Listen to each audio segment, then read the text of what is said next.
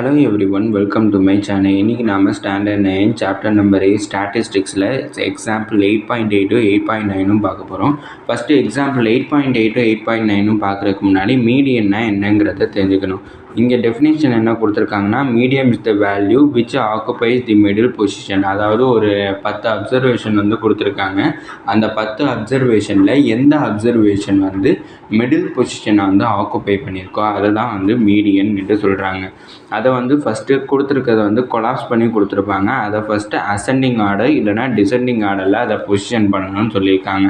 அப்படி பொசிஷன் பண்ணதுக்கப்புறம் அதில் மொத்தம் எத்தனை அப்சர்வேஷன்ஸ் வந்து இருக்குங்கிறத பார்க்கணும். இப்போ வந்து எனக்கு 11 அப்சர்வேஷன் இருக்குதுன்னு வச்சுப்போம். 11 அப்சர்வேஷனுங்கிறப்ப எனக்கு அது ஒரு ஆட் நம்பராக இருந்துச்சுன்னா மீடியன் கண்டுபிடிக்கிறதுக்கு என்ன ஃபார்முலானா n+1 டிவைடட் பை 2 டேர்ம், அதுதான் எனக்கு ஃபார்முலா. அதாவது n வந்து எனக்கு என்னென்னா 11 அப்சர்வேஷனுங்கிறப்ப என்னோட வேல்யூ 11. அப்படின்னா 11+12 வந்து எனக்கு 11+1 வந்து 12/2ங்கிறப்ப எனக்கு 6th.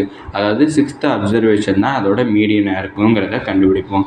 அதே மாதிரி கொடுத்துருக்கிறது வந்து ஒரு ஈவன் நம்பராக இருந்துச்சு, அதாவது 12 அப்சர்வேஷன்ஸ்னுட்டு வச்சுப்போம்.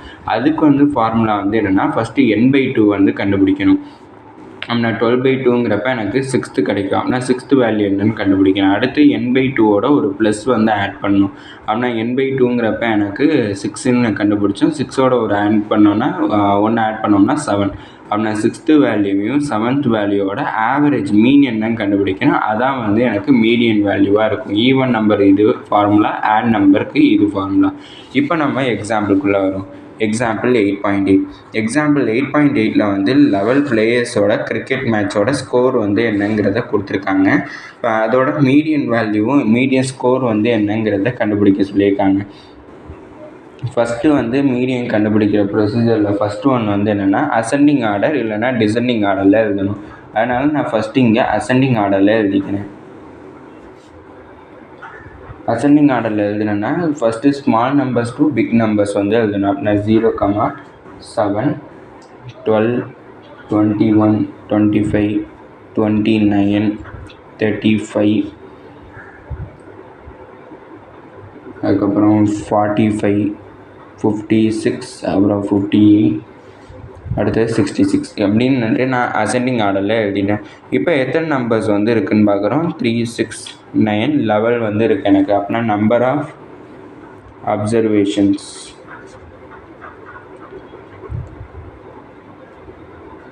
வந்து எனக்கு என்னோட வேல்யூ 11 கிடச்சிருக்கு. அப்படின்னா என்னங்கிறது 11 கிடைக்கிறப்ப அது எனக்கு ஒரு ஆட் நம்பருங்கிறப்ப எனக்கு ஃபார்முலா வந்து வென்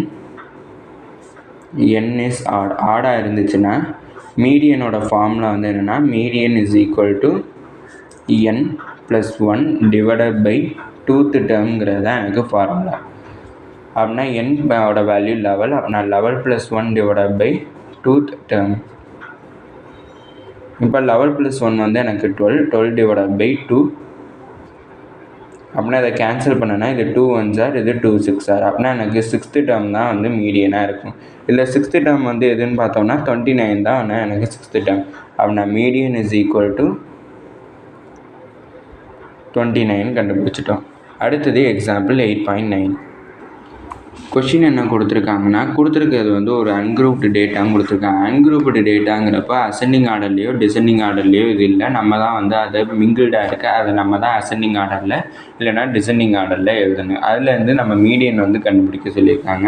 ஃபஸ்ட்டு இதை நான் அசெண்டிங் ஆர்டரில் இல்லைனா டிசெண்டிங் ஆர்டரில் எழுதணும். நான் இப்போதைக்கு அசெண்டிங் ஆர்டரில் எழுதிக்கிறேன். அசெண்டிங் ஆர்டரில் வந்து எழுதணுன்னா 10, 10, 12, 13, 16, 17, 18, 19, 21, அடுத்து 22 வந்து எனக்கு கிடச்சிருக்கு. இப்போ வந்து நான் நம்பர் ஆஃப் அப்சர்வேஷன்ஸ் வந்து என்னங்கிறத பார்க்கணும். நம்பர் ஆஃப் அப்சர்வேஷனை வந்து எப்படி டினோட் பண்ணுவோம்னா என்னன்னு டினோட் பண்ணுவோம். அதாவது ஸ்மால் n. என்னோட வேல்யூ என்னன்னு பார்க்குறப்ப 3, 6, 4. அப்படின்னா எனக்கு மொத்தமாக 10 இருக்குது. இப்போ என்னங்கிறது வந்து எனக்கு ஒரு ஈவன் நம்பர். அப்படின்னா when n is even, n வந்து ஈவனாக இருக்கிறப்ப மீடியனோட ஃபார்முலா வந்து என்னென்னா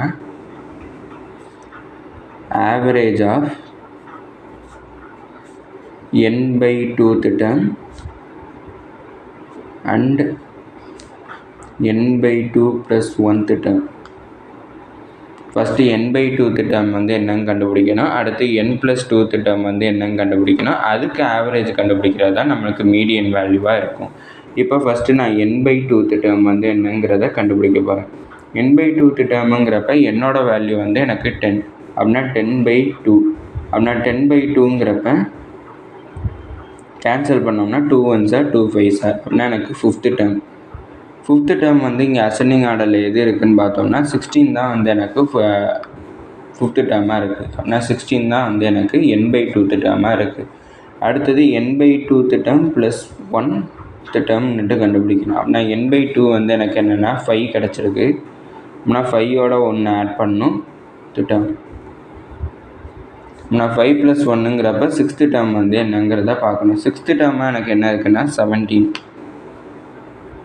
இப்போ இந்த கிடச்சிருக்க 2 வேல்யூக்குமே வந்து ஆவரேஜ் எடுக்கணும். அந்த ஆவரேஜ் தான் வந்து எனக்கு மீடியனாக இருக்கும். அப்படின்னா மீடியன் இஸ் ஈக்குவல் டு ஆவரேஜுங்கிறப்ப சம் ஆஃப் ஆல் அப்சர்வேஷன்